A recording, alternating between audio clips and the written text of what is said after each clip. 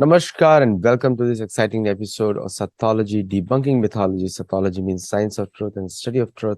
Opposite of that is mythology, which means science or study of fake, lie, or imagination.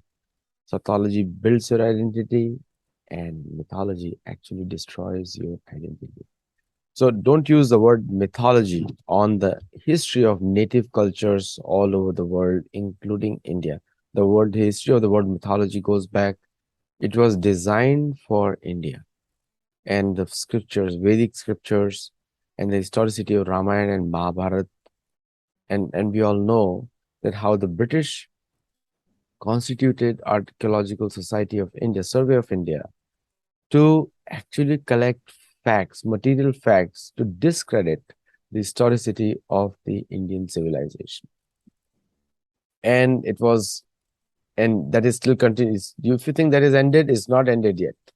Now all the Western countries are moving to Indo-Pacific. Why? I have no idea. To fight with China, maybe. And that is, I don't know what is going to happen. Anyway, I have a very special guest today.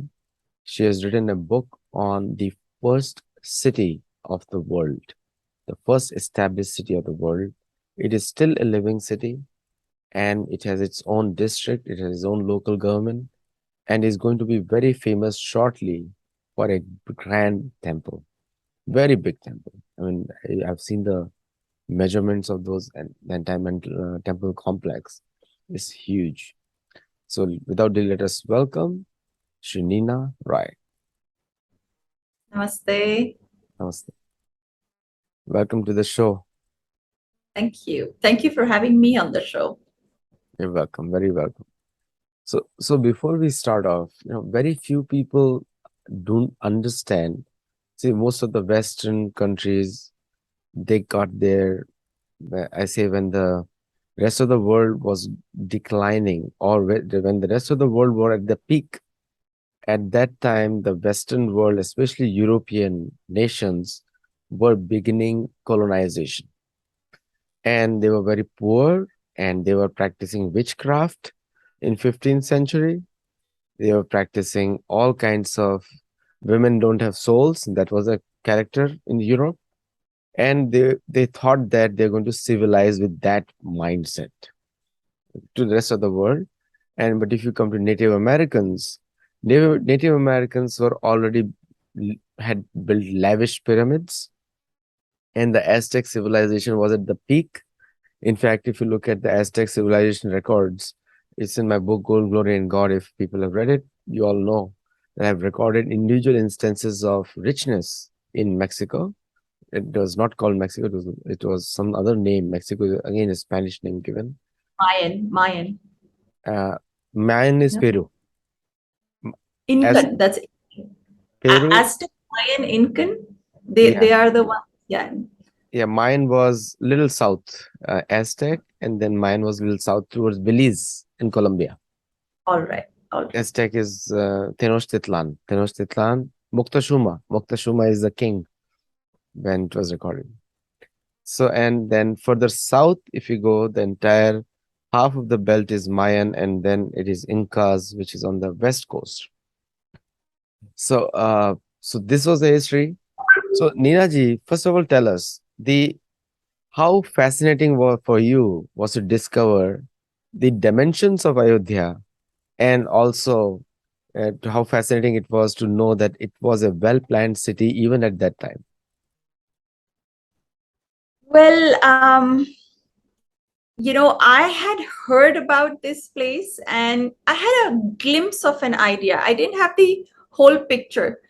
But when I started studying Sanskrit and when I started studying the Valmiki Ramayana, in order to be better in Sanskrit, and of course, this was something that went hand in hand. Many years ago, I started studying Sanskrit, and I wanted to study the Valmiki Ramayana, so I had to study Sanskrit, and then I had to, study the Valmiki Ramayana. So when I started reading, I thought, am I reading this correctly? Is this really what it is? And it was very, very strange for me. At first I was like, well, I don't know what to make of it. Why is it written like this? But then I started researching on the facts that they were mentioned, and then I realized that the facts that are quoted in the Ramayana are mentioned various times across ancient Hindu scriptures. And what I mean by the ancient Hindu scriptures, these are the indigenous Hindu scriptures that belong to the whole land mass that is, Afghanistan, India, Pakistan, Bangladesh, Burma, Thailand, the whole culture. And Hindus are the most ancient indigenous people of this region. So this is their recorded history. And then I matched what was given with other documents. So for example, what is written in the Srimad Bhagavad, and all of it makes sense and all of it matches. So I was very shocked. I was very, very I was very surprised. And then I said, okay, let me see if there are other parallels. So and then there were other parallels in language itself. So specifically English, German, and all the languages that have Sanskrit as a root, and they're called Indo-European languages.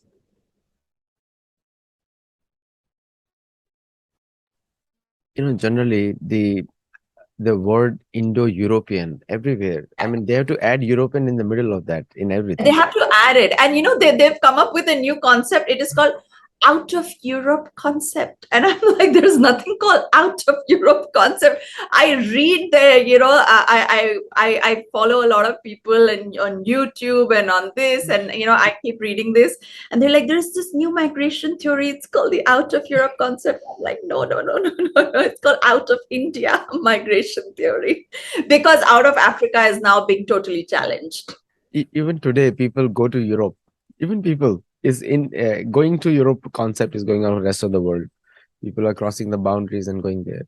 Also, there is another very funny thing is European Arabic numerals, or which is again used for Sanskrit 1 to 0, and it is again used European. Like they have to introduce that to continue maintaining that they were the intelligentsia of the world, or they are the ones who brought change in the world. They have to continuously build on the narrative. So it's funny many times. In fact, the Arabic numerals that we know of today are actually Hindu numerals. That's right. And from those Hindu numerals have the Roman numerals come out. As we call it. Not the Roman numerals as we know it. Like what would you call that? The Roman numerals are the X111. How the Roman numerals are. Right. What I mean is, the English uses Roman script, and I meant 1, 2, 3 as we know it today. I don't know what would we call it, but that's actually it's from the Sanskrit letters, from Devanagari itself. And one of the things, the actual letter, the number 4, is very typical to what it is. They have just made it upside down a little bit, slightly. They made it so it becomes 4. But if you look at it, it's crossing on this side. It's all the same. 1, 2, 3, all the same. It's just twisted a little bit. It's like somebody who couldn't read the script like this, so they made the script like this, and it's an exact copy. That's right. And also, if you look at the history, then they took like tons of documents from India, and so from Tenochtitlan in Mexico, they took 60,000 tons of gold in Spanish ships, in 60 ships, 60 ships, 1,000 ton in each ship. That's how they did it. And sorry, okay, carry on then. I'll tell you. Go ahead, add. So I have written about that in my book. So I had gone to Peru, and I had seen the Incan, Incan, how they lived and everything. It was very similar to how Hindus lived in India at that point, and how the architecture of temples today is very similar to how theirs was, and also the architecture of homes. And this had to do with gold plating. So the gold that they took was actually gold plating of the houses. And I've actually gone to Peru and seen those plates of gold and silver that they used to put. What they did was they snatched it off there, and then they melted all the gold, and then they took it in ships, and they totally ruined that culture, and not to mention all the diseases that they spread.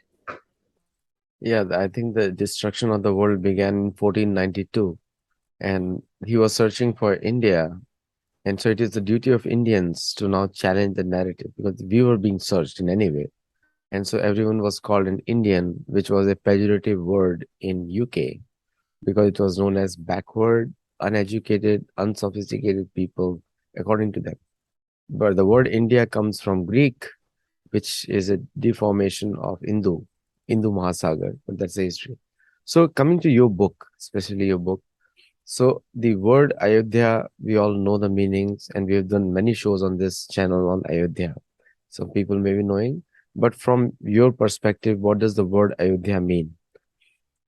In Sanskrit, the word Ayodhya is a combination of two words, a plus yudhya, that which is unassailable, that which cannot be fought, and therefore it cannot be defeated. So something that you which you can never fight is called Ayodhya. And the reason Ayodhya was named Ayodhya is very intrinsic to its design.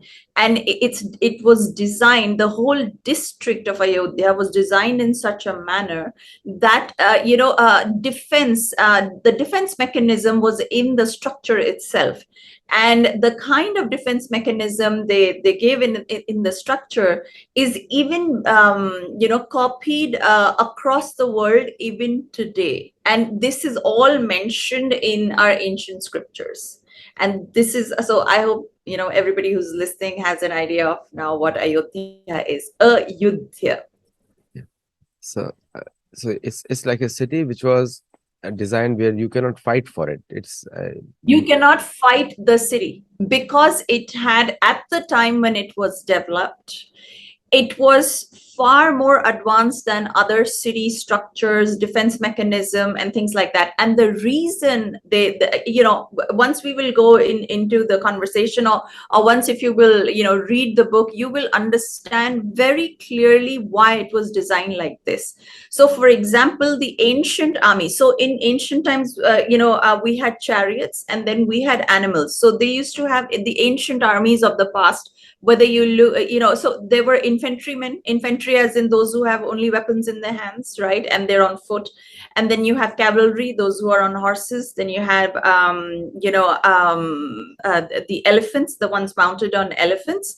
And then you had the chariots. So the advanced ancient armies of the past had these four limbs. So these are called chatur. In Sanskrit, four is called chatur, and ang is limb. So a four-limbed army. So if you see the human body is also four-limbed. So it's called chaturang, which is a four-limbed army. So the structure of these, the structure of Ayodhya was designed in such a manner that these armies could not easily penetrate the district and then destroy the district. And that is why Ayodhya was called Ayodhya. So the Valmiki Ramayana mentions the dimensions also, which is a large city. It's like 12 yojana by 3 yojana. It's a big city. Yes. It's a massive city. It's totally massive.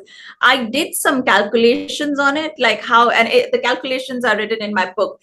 I'm not like a map person, or like somebody who's great with map dimensions. So that was what I could think, that this is how massive it is. And I'm not somebody told me that my corrections might not be 100% correct, but whatever I use, it was as big as Philadelphia. I thought that in its size, how big it was. Yeah, and it's almost like you can say, if you calculate 1 yojan to be 8 miles, generally people say that 8 miles. New calculations are coming which say up to 5. But 8 miles, if you say, or 5 miles, even if you say roughly 5 miles and then go up to, so 5 times 12 is 60 miles by 15 miles. So which is in fact much bigger than Philadelphia. Yeah. Yeah, well, I did some calculations. So ISKCON, Prabhupada, and this is mentioned on page 63. Mm, So I did a comparison. See, I like I said, I'm not like the map person, and I haven't done it. But so he explains that a yojan is about 8 miles or 13 kilometers. When I was doing it, I said, and then there were others who said that it should be 9 miles, and obviously more kilometers. So I have taken both the height of man as there is one dand or one dhanush. So in ancient times, one dand or one dhanush was supposed to be 6 feet. That was the height of a dand. So this is what I had, and of course there are various sources, so people would either agree or disagree, and that's absolutely fine.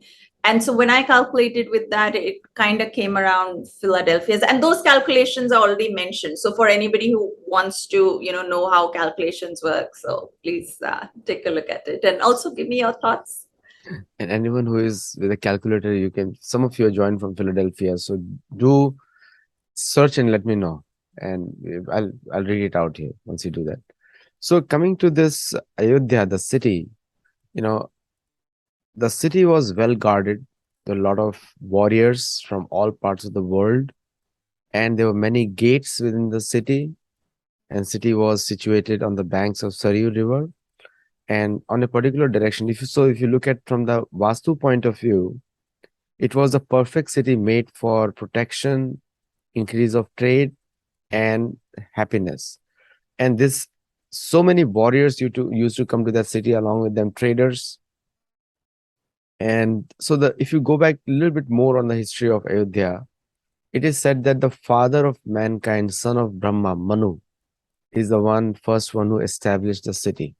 So would you like to shed light on that? How old is the city? Yes. So, my whole book begins from this about, who established Ayodhya. So, Ayodhya, as the scriptures say, was established by a man called Manu. And Manu is the father of mankind. And in Sanskrit scriptures, Manu is actually a title. So, for example, the prime minister is a title, or the president is a title.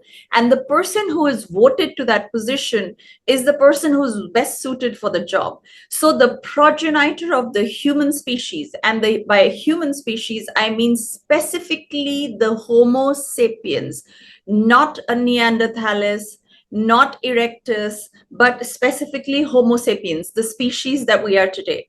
So Manu is the progenitor of the human species. And what do you mean by the progenitor of the human species? So he's the first one to bring the DNA, or the kind of species you might want to call it, to Earth.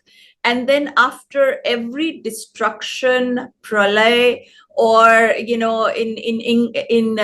English you would call it a deluge. So in Abrahamic scriptures it is mentioned as the deluge. He's the man who resurrects the world and then establishes the rule of Homo sapiens, not the rule of Homo sapiens, but re-establishes Homo sapiens. He stops them from getting extinct. And that is why he is called the progenitor of the human species, Manu. And by the name Manu, so the progeny of Manu are called Manav.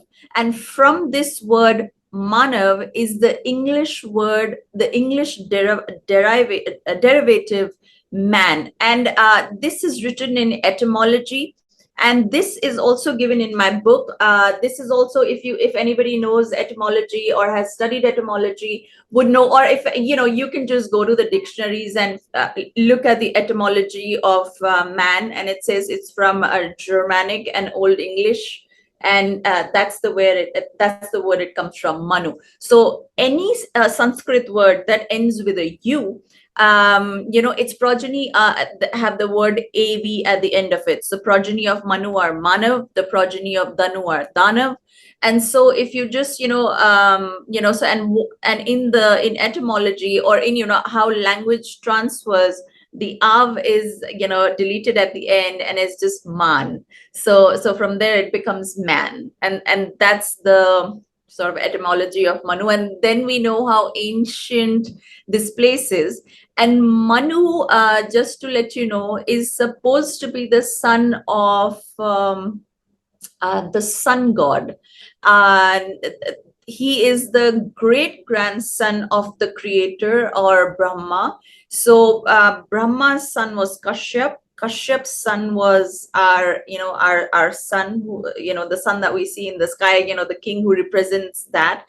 And then from there comes Manu. So Manu is called the Vaswat Manu, because the sun god as we know it, or the sun as we know in the sky, his technical name is Vivaswan. So he's called Vaswat Manu. And how do we know this? And what is his importance is the question. How do we know this? And what is his importance? So anybody of you who knows yoga, especially yoga, specifically Jnana Yoga, this is the kind of yoga of knowledge, transcendental knowledge. What is, like, for questions like, what is the purpose of humankind? So all sorts of intellectual questions. How were things created? How things happen?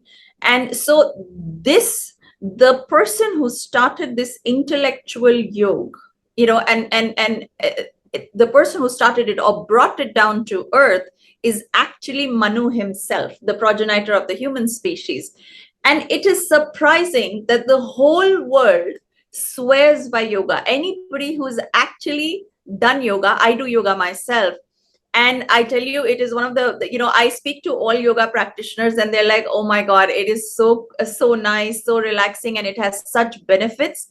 Yet they will say that the person who himself gave yoga to the world was mythology. Well, how is it that's, why would people lie about who gave yoga to the world?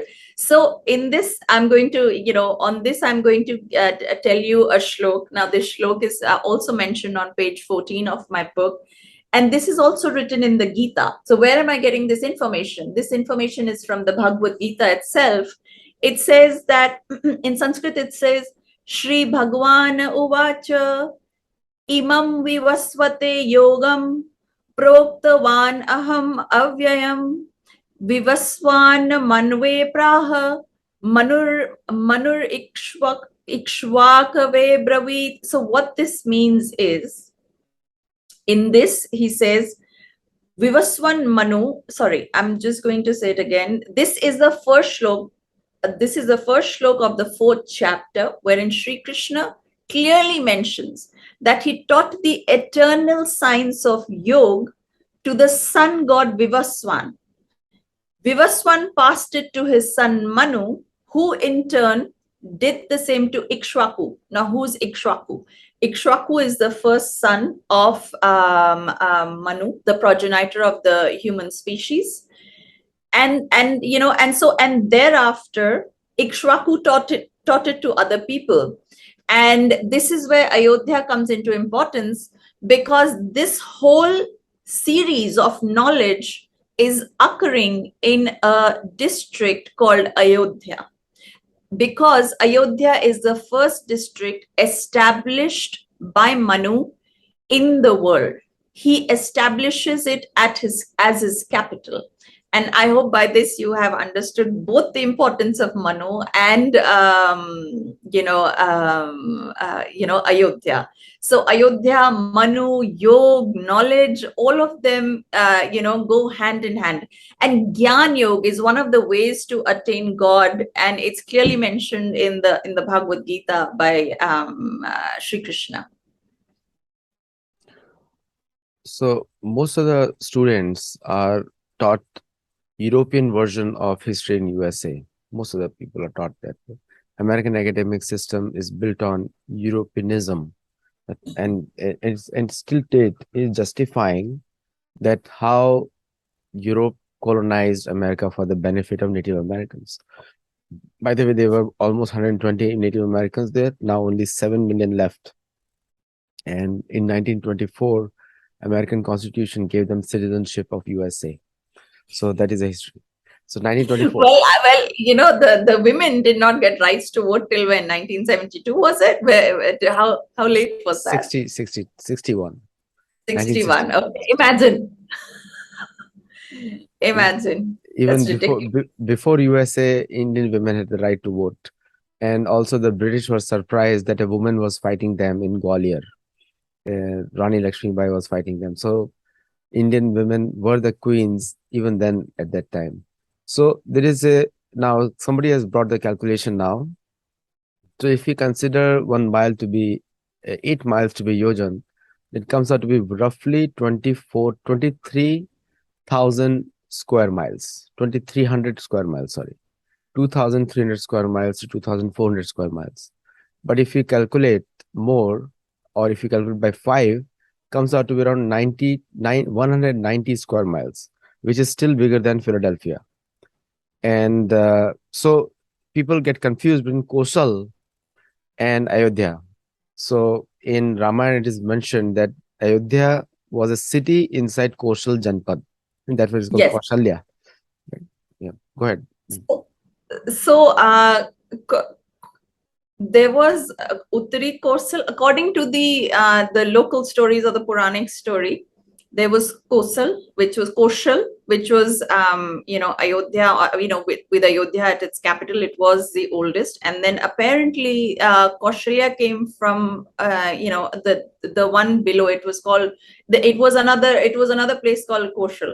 And so Kaushalya is she who is from Kosal, or to whom Koshal belongs, or because she's the queen, she's the princess. So in ancient times, wherever the girl came from, she got that as the name. So that is why you will hear the names of the queens as to which kingdoms were they were from. So, for example, Kekei is from the Kekei kingdom, and so her name is Kekei. And so same with Kaushalya, and she who is from Koshal kingdom. And that is the story. And what was your question again? Did you ask me a question? So it was the city was part of that Janpad. So like you were mentioning before we started the show, in that how the cities were well planned, and they were the concept of Janpad, 5 villages, group panchayat, Janpad. All these concepts are old concepts. These And are very, yeah. And the Lokatantra is also mentioned there. Lokatantra is there, which is already there.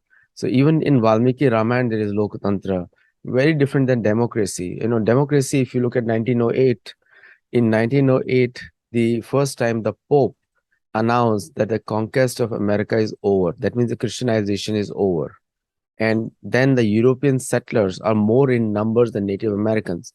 At that time, the Native Americans were 50, Europeans were 15 million. So they must have just crossed the threshold. So might be, we'll say 14 million.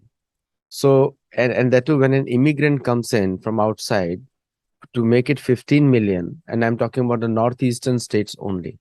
So the America by Ramayana Accord is not the home of democracy, because democracy was meant purely in numbers. The Europeans were more than Native Americans, that is democracy.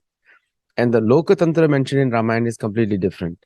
So what is your study, or what have you written about the Lokatantra concepts in Valmiki Ramayana?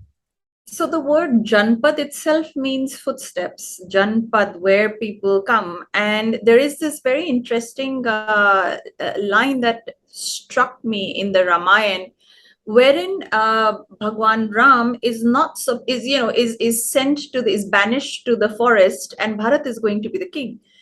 So people are lamenting, and people are lamenting and they're crying. There's just one shlok, and they're saying they're doubting whether they should live in this land or not live in this land anymore, because justice is not, they're unhappy with what has just happened. And they feel that the underlying statement, it doesn't say it openly, whether justice can be executed in this land or not.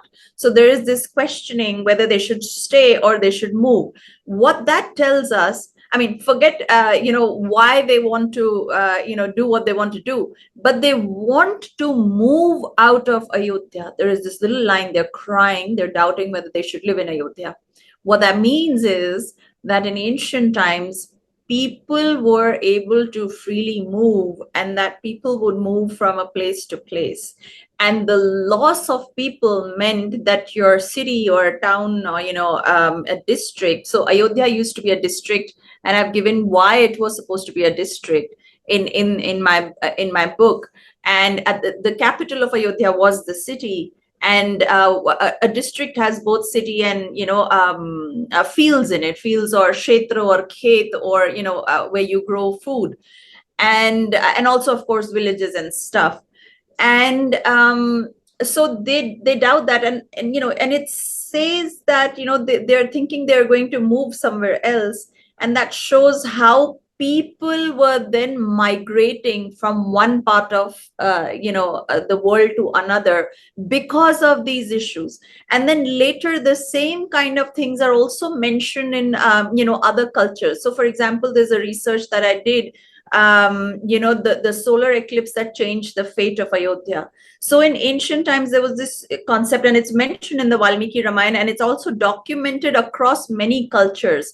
Whenever there is a solar eclipse wherein Mars is involved in the native constellation or the horoscope of the king, there is a regime change. It is required for a regime change. There is something bad can happen with when Mars is there, and this has been documented across many civilizations. In fact, even NASA has observed, I thought this was a joke when I said NASA has observed, but on solar eclipses, kings die. So it causes the destruction of that particular district, or you want to call it a civilization, anything that you want to name. And therefore, people then migrate. And so you will see migration patterns across the world. They went from here, they went there, and so this has a huge hand in migration. And what that shows is that, this free movement of people and the choice that they have, they're able to go anywhere, anywhere within, within the kingdom or even outside the kingdom, is sort of a democratic movement. And the people had the freedom and choice to do that. So the various descriptions come in about the city. Now we'll enter the city a little bit. So it is mentioned it had a lot of dwar and gates for different quarters of the city. Yes. The city had a Yes. different quarters for different people. Yeah. So it was designed around communities, like traders together, warriors together, and teachers Yes. together. Yes. And also, there is a mention of one specific, all the actors were kept outside the city. They were not kept within the city because they will spoil the mood of the city, because you don't know when an actor is acting or not. It's a problem in, I'll just give an example that Hollywood used to be in New York when it started. And they threw it out of New York because New York was a financial capital. Said, we don't want actors over there. We need real people over there, because the country cannot be run with that. And that decision is very wise. We can see what's happening in other parts of the world.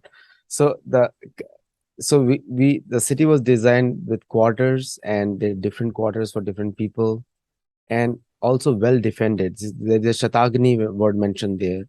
Shatagni means top. Shatagni. Shatagni. No, sorry.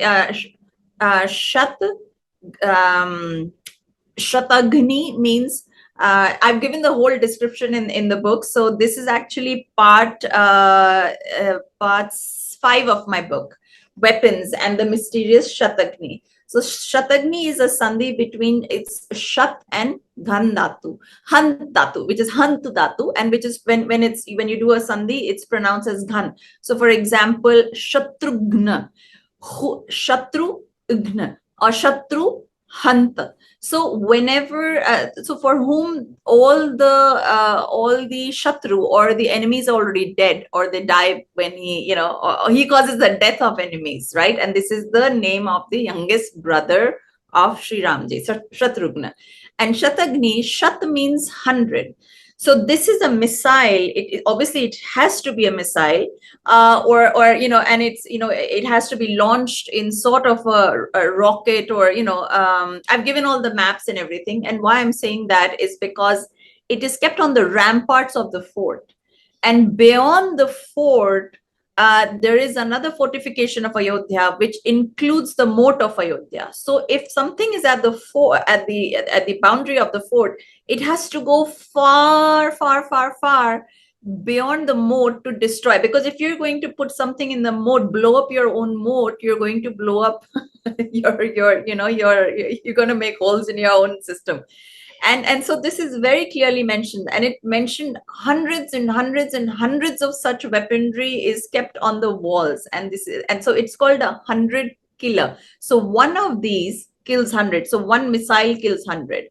And I've given, and also how it kills, and everything I have deduced it.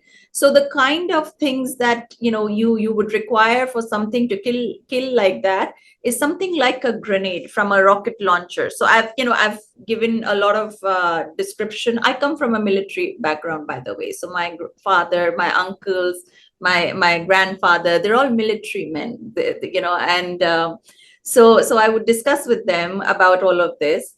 And something that goes far and kills 100 men needs to go a long distance and then explode where the men are. So it has to detonate, very, very late. So it has to fragment or detonate. So it's like, this is a particular device that fragments on detonation, right? So when it detonates. Grenade. So and the description that is given there is that this missile used to have kantak on it. Now, what is kantak?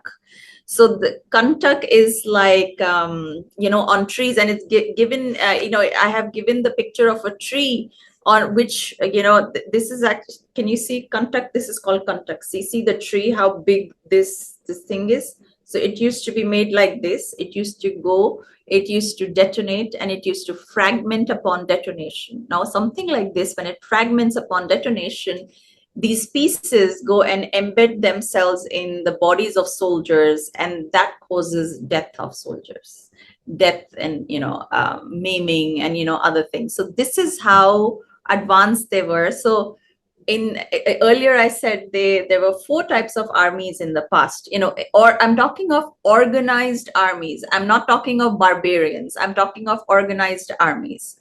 Barbarians, they just used to have weapons and they used to go. Now, in the reason Ayodhya was called Ayodhya was because of its ramparts, its fortification, the Shatagni on the rampart, and beyond the fort, beyond the walls of the fort, beyond the rampart of the fort, there was a moat built. Now, because 3 limbs of the army include animals, so cavalry includes horses, the elephant battalion includes elephants, and the chariots include horses. They cannot cross over moats.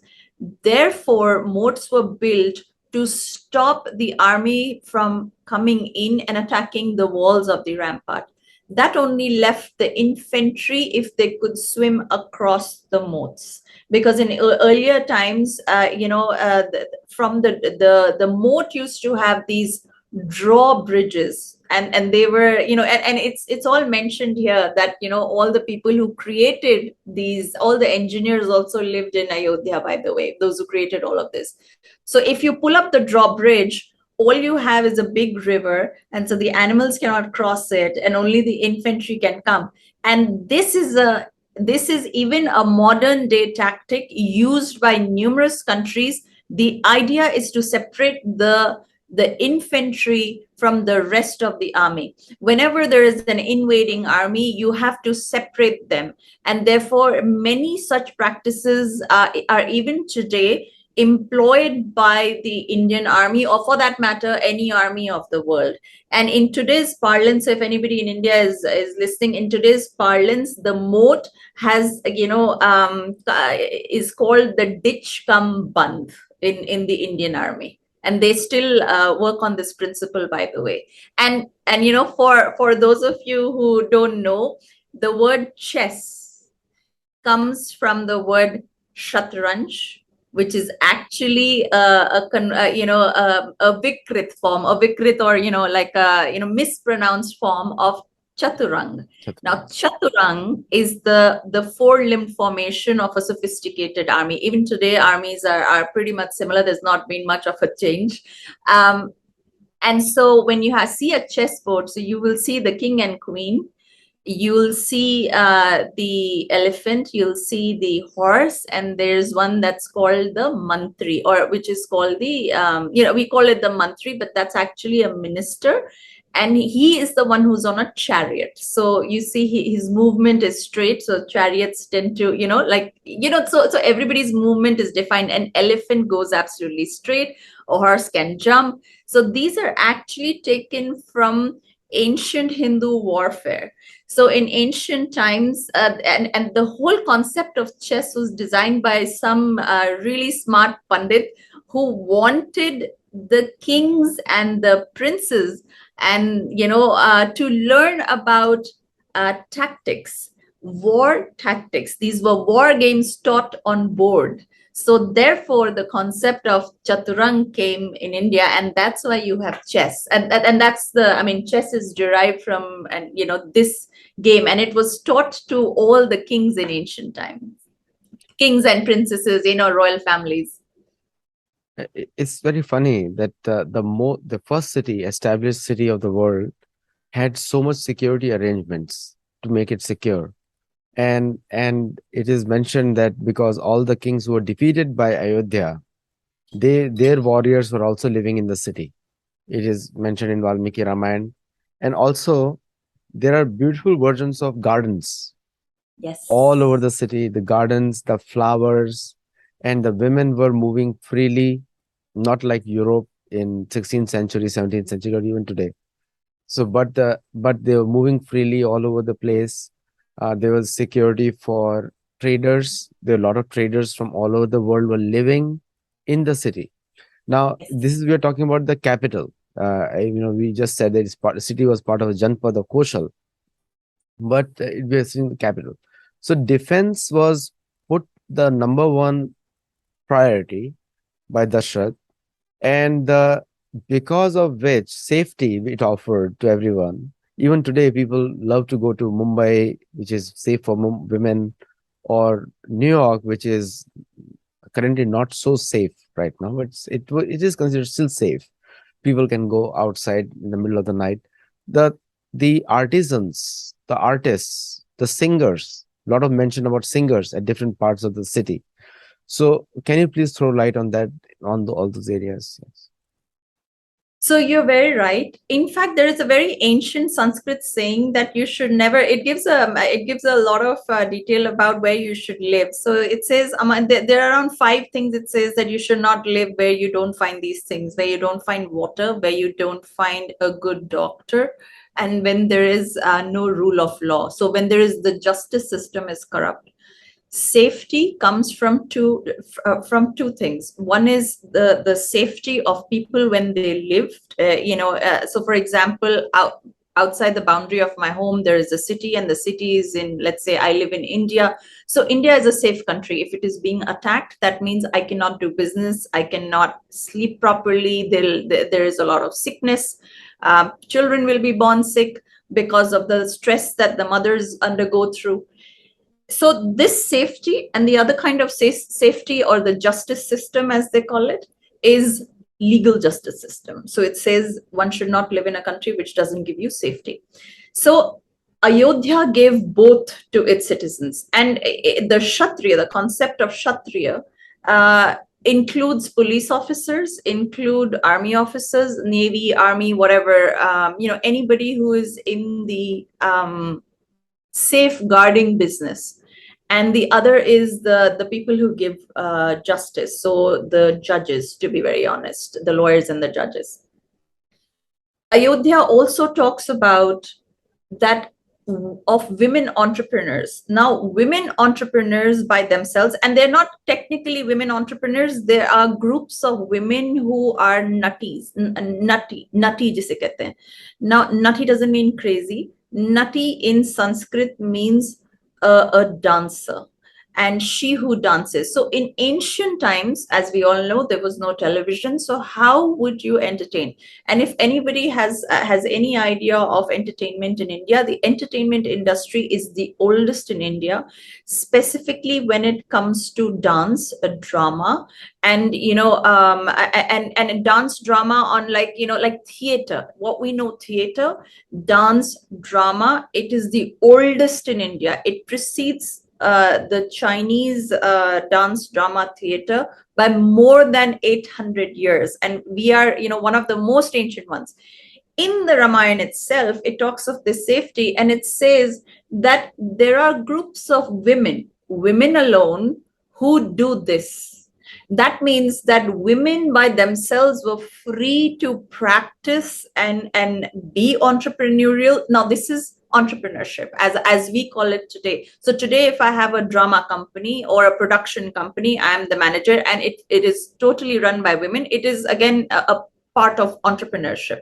So there was so much safety that women could be entrepreneurs in ancient times.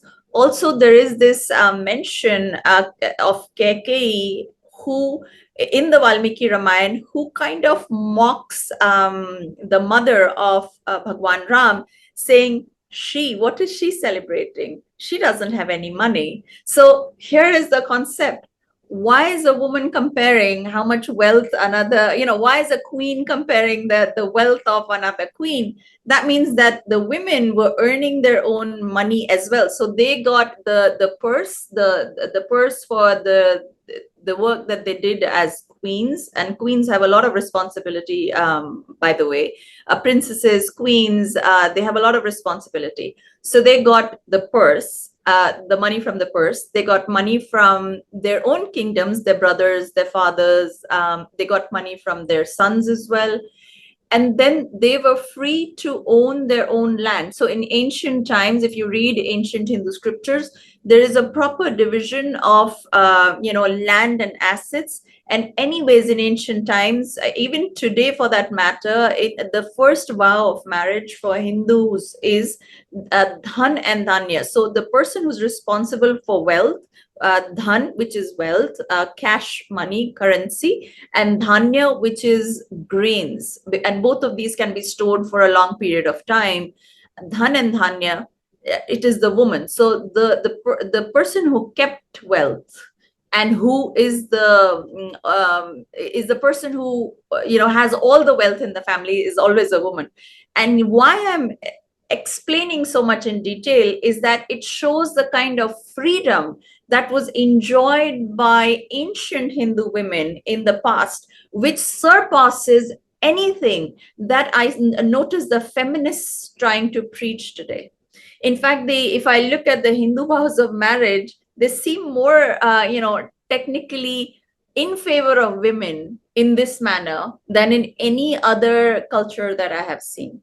And this is all, sort of, we know this through the scriptures, we know this through Manu Samhita, we know this also in the Ramayana, because this is a part of dialogue. They don't tell you the background story, but you can know why she's saying, well, she doesn't have money. That means she's not wise enough to have earned that money. She kind of, spends all of it, or, is not smart enough. So I hope you get a picture of that. And by the way, I have mentioned parts of it in my book as well. Not all the stories, but then that which, kind of are associated with Ayodhya. So we discussed about the warriors and how the city was planned, and they were yajna being performed all over the city. And the beautiful sound of mantra reverberated the city without loudspeakers, by the way. That means there are many people doing it. And also it is mentioned the city was very congested. It was heavily populated because everyone would like to come there.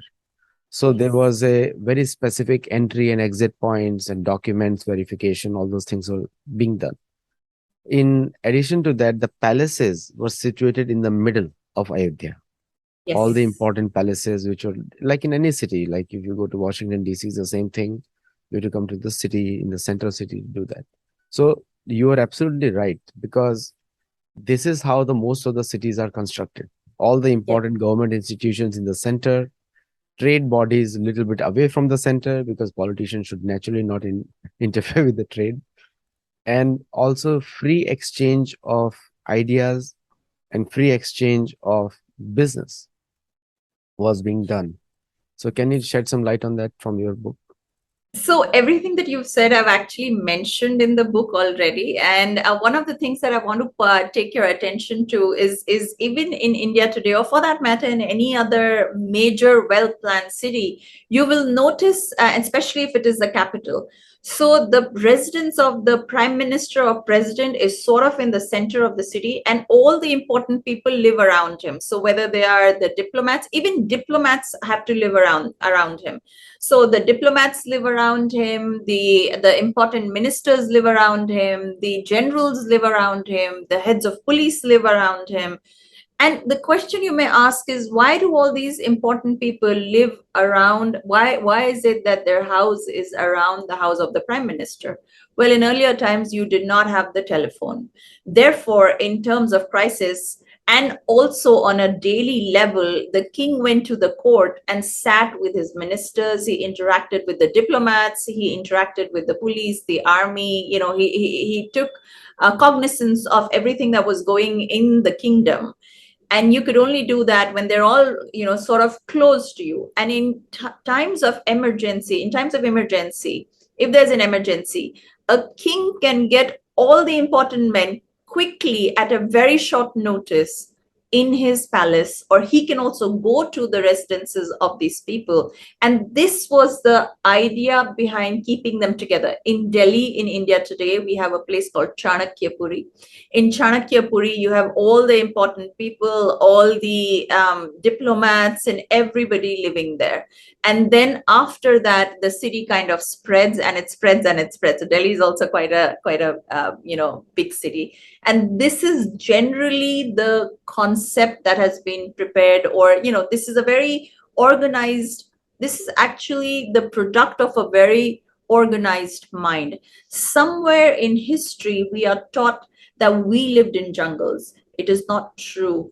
We actually lived in a very sophisticated manner. If you take a look at the scriptures talk about Manu establishing a whole city. This is what he established. And and if you look at, if you just hear what I have said, this is already documented. So therefore it means that this kind of structured planning is a product of structured thought, and that structured thought comes is something that you cannot ignore, because it is also still followed today. You cannot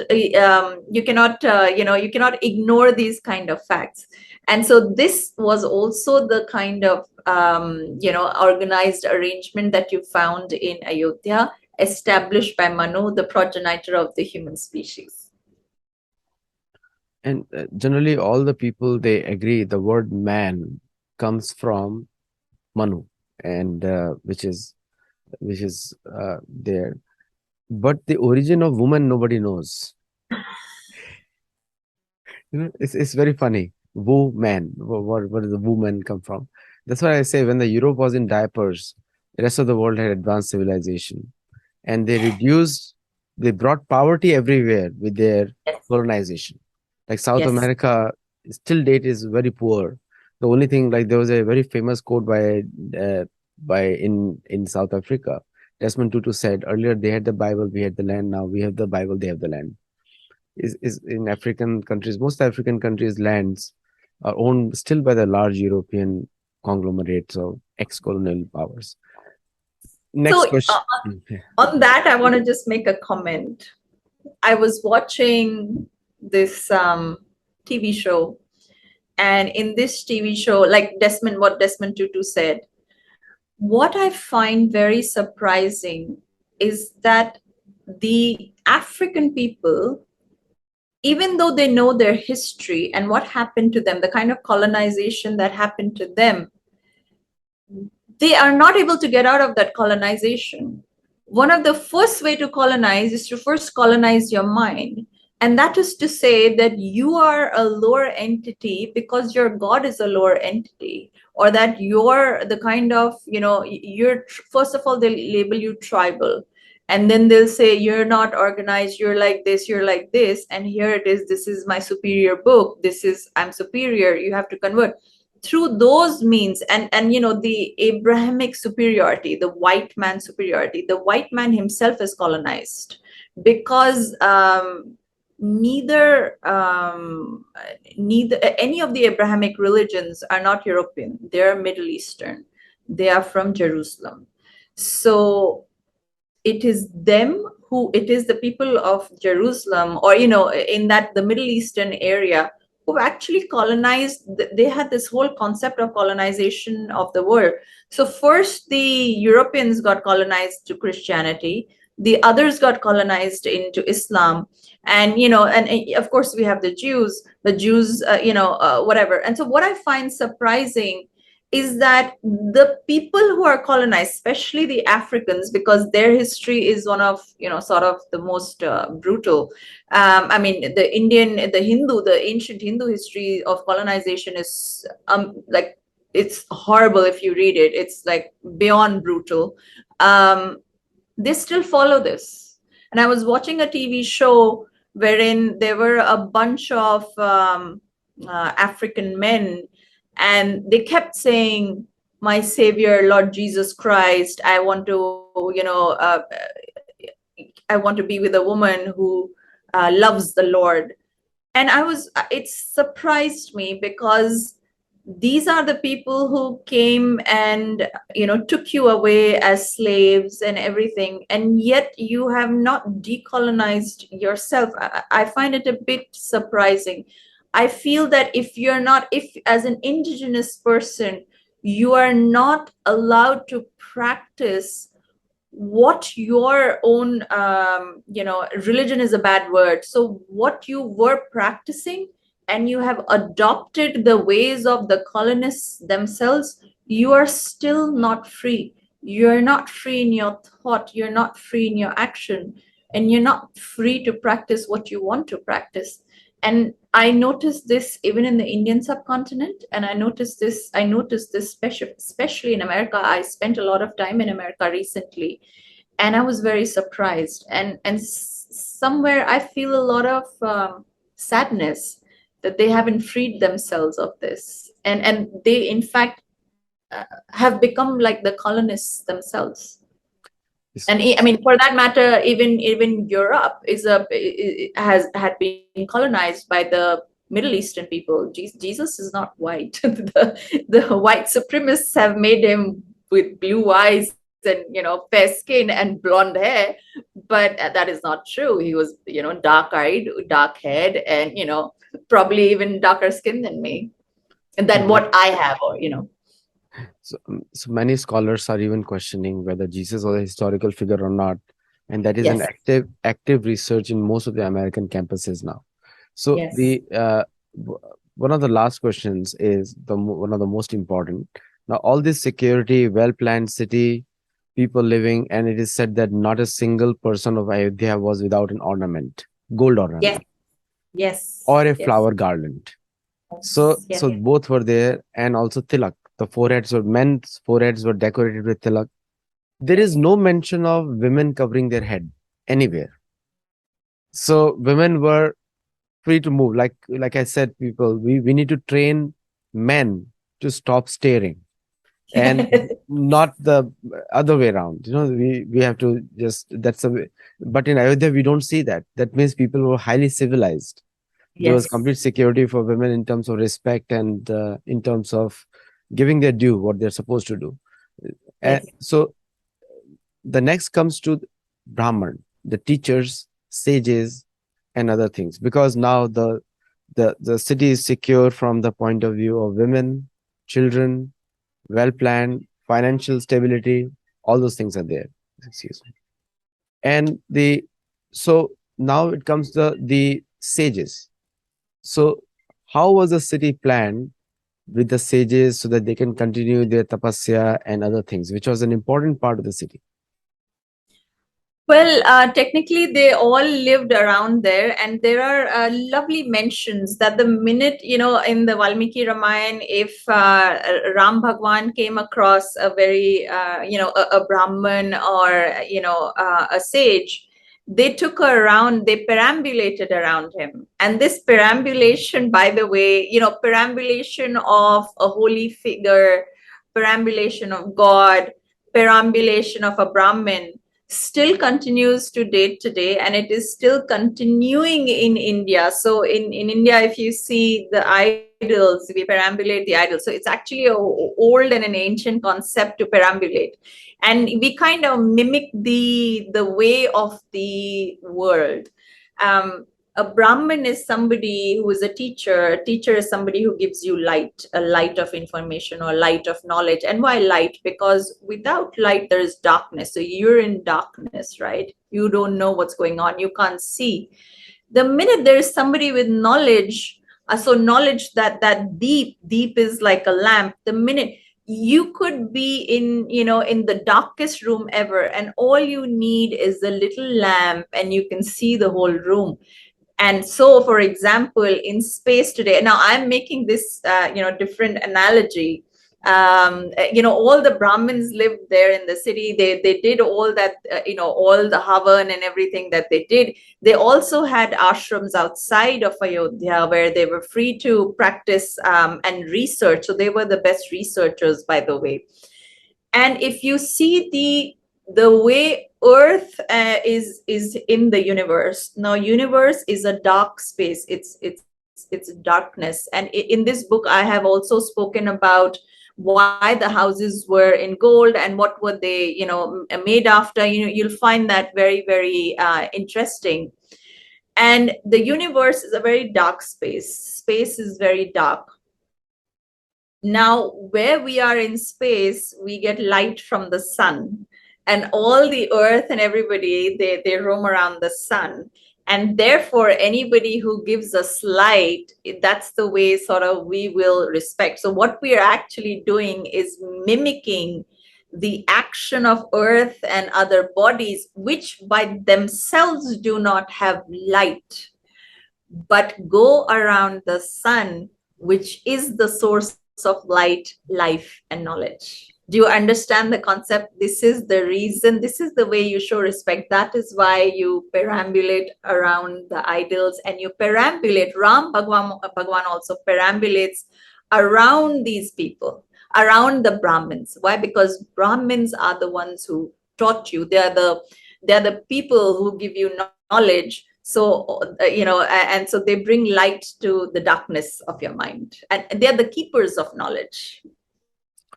So Nishk is mentioned as a currency for Ayodhya, Nishk. And Okay. yeah, so when people say there was no currency system at that time, I'm telling you the name, it was Nishk. Even Mahabharata time, you should use Nishk. So Nishk was a common name of the currency throughout the Ramayana and Mahabharata histories when they were written. Now, very important area which comes there, not a single thief, not a single Nastik in the town, and everyone believed in the Vedic mantras. The chanting was going on constantly. Also, there was not a single person mentioned without sources of enjoyment And income. and income. and So, and each one had wealth. Now, how do you know wealth? Because each one kept a horse and each one kept a cow. Now, horse and a cow are both difficult to manage, and especially in the capital, each one had a cow. And so cow is a source of food, and uh, the horse is a source of transport.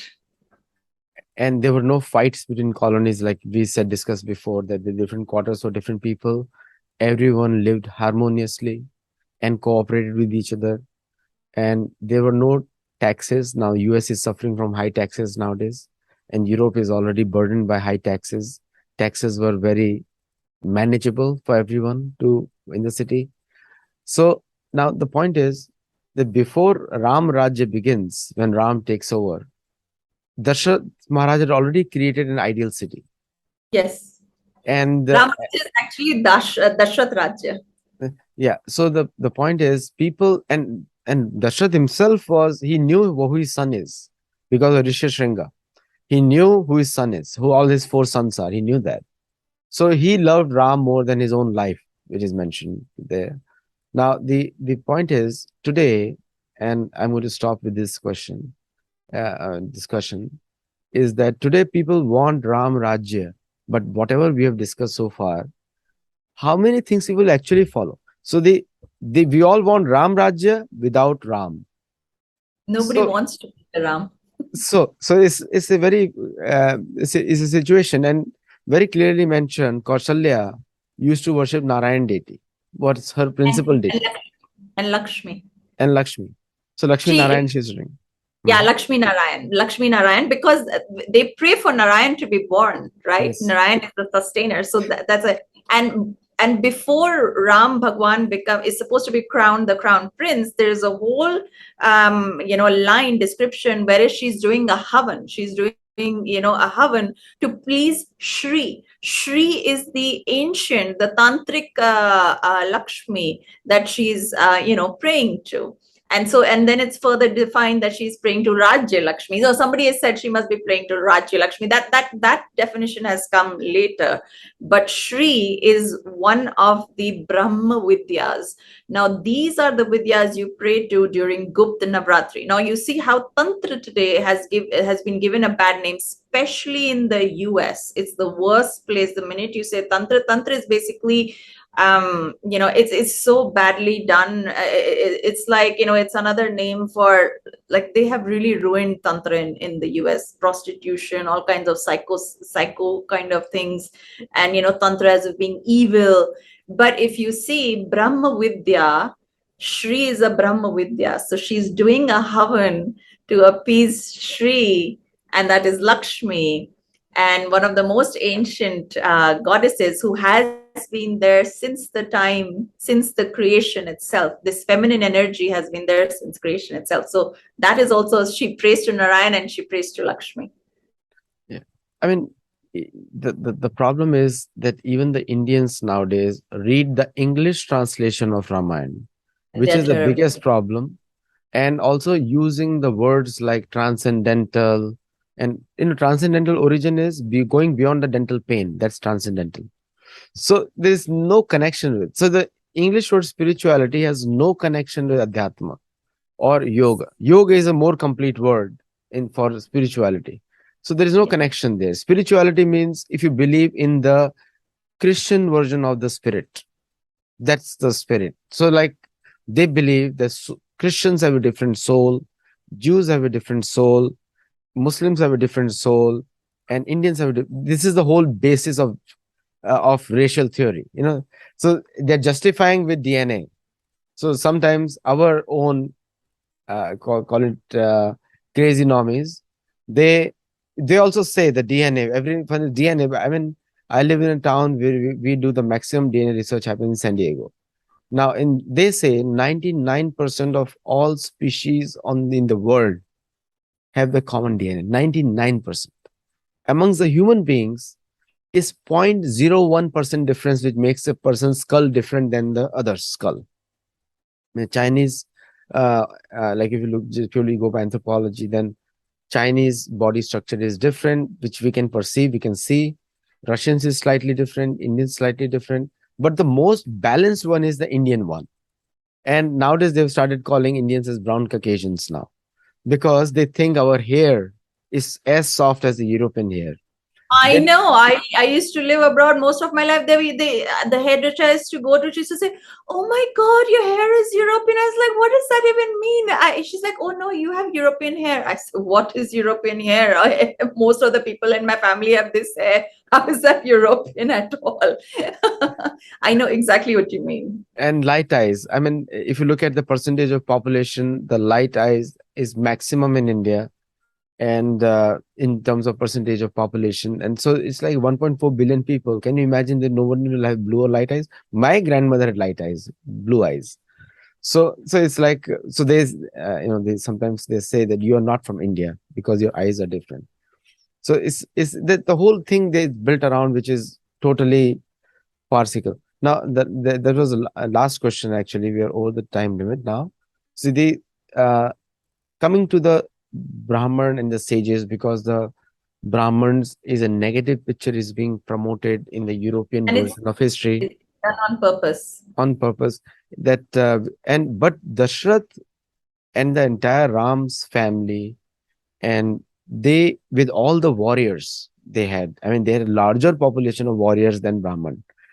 They all had a deep respect for Brahmins Yes, because of many reasons, not just faith, is because of the knowledge, and they were doctors. Brahmins were taking care of people. I mean the Brahman, the Vaidya comes in the Shudra side, but it's not by birth; it's by professions. So correct. One. It's one. Varna is not caste, by the way. Hope Yes. most of people who know, caste is a One European is word. quality, color, quality, Color, texture. So I may be born in. So what I'm born in is a jati, jatak. So anything that's born is jatak, jati. and so you cannot, because you can never change. You cannot change your parents. You cannot change the place of your birth, and you cannot change the time of your birth. And in the lineage that you're born, that is something you cannot change. But what you can change, or what you can do, is your varn. Varn is what you are, or what is your texture. So I could choose anything. So for example, even if somebody is born in in a particular jati, can become a soldier today, so his varn is kshatriya. So people don't understand this fluidity in India, and they think there is something called the caste system. It's not as what is being preached. And there is a lot of hatred against Brahmins, because they are the harbingers, or they are the people who keep the knowledge system. They're the people who keep, it's the intellectuals of any community. If you destroy the intellectuals of the community, who's going to give them the guidelines? So in ancient times, warfare was taught by Brahmins. What is the purpose of life was taught by Brahmins. Technically, in adhyatma, or what people say, now call it spirituality, was taught by Brahmins. So they are the ones, the town planners, they are the guides. That's why they are the luminaries, the light. They are the ones, the teachers. They show the light. Therefore, the respect of going around them, like Earth goes around the sun. So that's what I was trying to explain. So that respect has to be there. And naturally, even today, if there is somebody very knowledgeable, you will have respect for that person. Yes, please. What was your question again? So I think you did answer that, and pretty good. So in summary, like it's not just the military, which military is the most important component in keeping peace, because of which others can live their life peacefully. And we see in Yes. Ayodhya that how the military strength and the warriors were used to bring an order, because Dashrath himself was a great warrior. It's called, he could fight with uh, on 10 is like 10,000 Maharathis at the same time, and he was considered Atirathi. Atirathi means supremely warrior. But the whole culture was designed around respect for everybody's profession, everybody's life. Women were secure. I mean, this is a great example for the modern day city planners. And I'm going to give you one more tip here. Respect doesn't come without fear. There is no theft. That means there is a fear of punishment. That's right.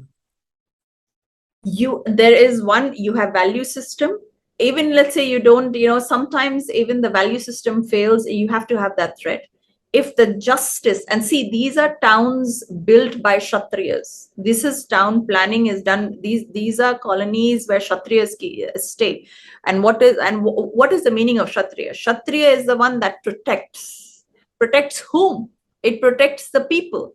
And who is the people? The man and the woman and the children, right? So the Kshatriyas protect, and therefore wherever there is safety. And so Kshatriyas are not only soldiers, they're also people who are the justice system givers, the judges, the lawyers. These are also a part of that. So if there is and this is what dharma means. what is Kshatriya Dharma? That you're dispensing justice. If there is no justice, if there is violence against women that goes unchecked, if there is rape, murder, or for that matter, even theft in homes, do you think people would live or people would leave? So this is what, so this form of justice was in and out.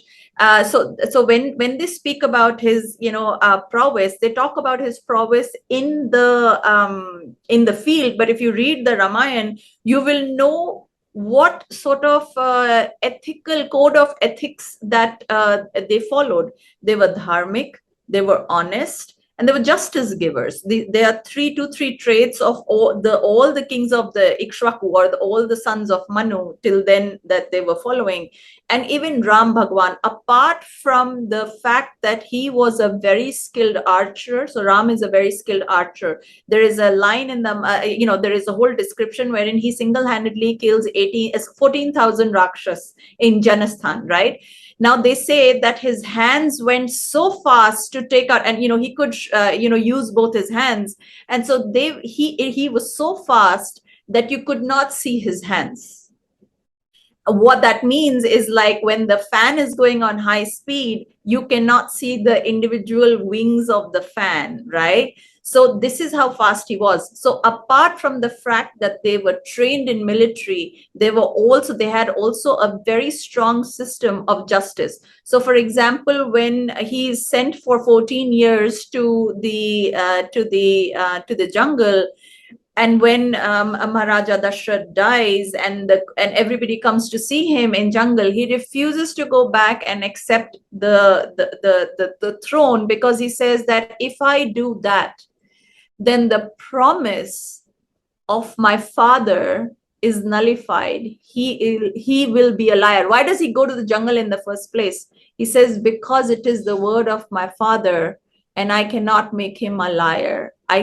Nothing that comes from his mouth should ever be. So the king is the first person who dispenses justice. Anything that he says or promises has to be executed. So this is also a part of justice. Apart from the safety of a protection of a city, there's also this verbal justice system, or let's say the justice system, that a king will always speak the truth and behave. So he sacrifices so much because he believes in the justice of words. So that's what I was trying to say. Thank you so much, Neena Rai ji, and for people, and it's a Hindi ji, not a Japanese ji, because Japanese means old person. So Neena Rai, thank you for coming on the show and telling us about your book and also the history of Ayodhya. Very fascinating. For those of you who can get her book, search her name on Amazon. You can check out her book. It will be available in the US. And also for people who are joining from other parts of the world, including India, we will say that please like, share, subscribe, and share the good news and also the positive discussions about the real history from a Indian perspective, from a Vedic perspective, because our version of history is different than what Europeans teach you. And hopefully in USA and other Western countries, especially Europe, we can work on deracinating Europeans, because which is needed now. They've deracinated others enough. We need to talk about, come down from the high horse, start looking at reality. The history has to be written by the natives. And the global human rights organizations, they actually undermine the human right of the natives to write their own version of history, because they say it's not accepted. So I challenge the scholarly consensus which is being spoken about, where people cannot enter into the social club or the history club of the universities. I want American universities to become un-European or unlike Europeans, to start talking about history in the real sense of the word. That's really, from my perspective, is real wokeism will be, because to cancel the wrong narratives today in the history. With that, thank you so much, Neena Rai, for coming, and thank you for all the viewers for watching, and I'll see you next time. Namaste. Namaste. Jai Shri Ram. Thank Jai you Shri for Ram. having me. Jai Thank Shri you. Ram. Jai Shri Ram.